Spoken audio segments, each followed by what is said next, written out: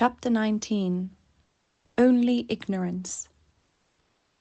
I do not know how long I was ill. Mr. Bond, the horse doctor, came every day. One day he bled me. John held a pail for the blood. I felt very faint after it and thought I should die, and I believe they all thought so too. Ginger and Merrylegs had been moved into the other stable so that I might be quiet, for the fever made me very quick of hearing. Any little noise seemed quite loud, and I could tell every one's footstep going to and from the house. I knew all that was going on. One night, John had to give me a draught. Thomas Green came in to help him. After I had taken it, and John had made me as comfortable as he could, he said he should stay half an hour to see how the medicine settled.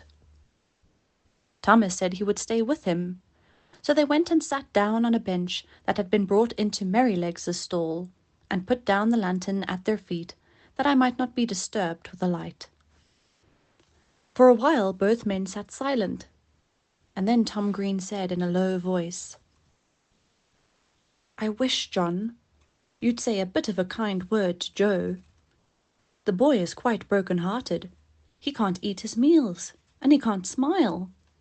He says he knows it was all his fault, though he is sure he did the best he knew, and he says if Beauty dies no one will ever speak to him again. It goes to my heart to hear him. I think you might give him just a word. He is not a bad boy." After a short pause, John said slowly, "You must not be too hard upon me, Tom. I know he meant no harm. I never said he did.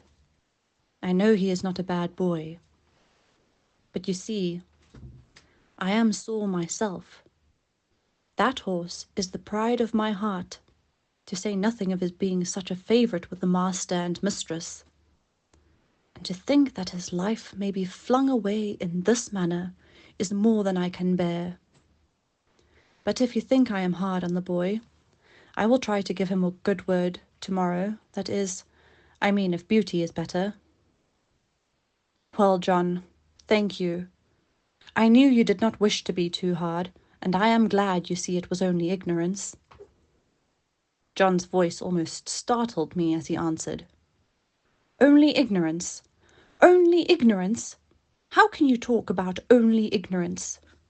Don't you know that it is the worst thing in the world, next to wickedness? And which does the most mischief, heaven only knows. If people can say, 'Oh, I did not know, I did not mean any harm,' they think it is all right.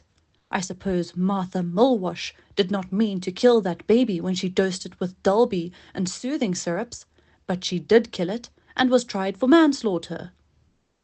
"And serve her right too," said Tom. "A woman should not undertake to nurse a tender little child without knowing what is good and what is bad for it." "Bill Starkey," continued John, "did not mean to frighten his brother into fits when he dressed up like a ghost and ran after him in the moonlight, but he did, and that bright, handsome little fellow, that might have been the pride of any mother's heart, is just no better than an idiot, and never will be, if he lives to be 80 years old. You were a good deal cut up yourself, Tom, 2 weeks ago, when those young ladies left your hothouse door open, with the frosty east wind blowing right in. You said it killed a good many of your plants." "A good many," said Tom. "There was not one of the tender cuttings that was not nipped off. I shall have to strike all over again, and the worst of it is that I don't know where to go and get fresh ones. I was nearly mad when I came in and saw what was done." "And yet," said John, "I am sure the young ladies did not mean it. It was only ignorance." I heard no more of this conversation, for the medicine did well and sent me to sleep. And in the morning I felt much better. But I often thought of John's words, when I came to know more of the world.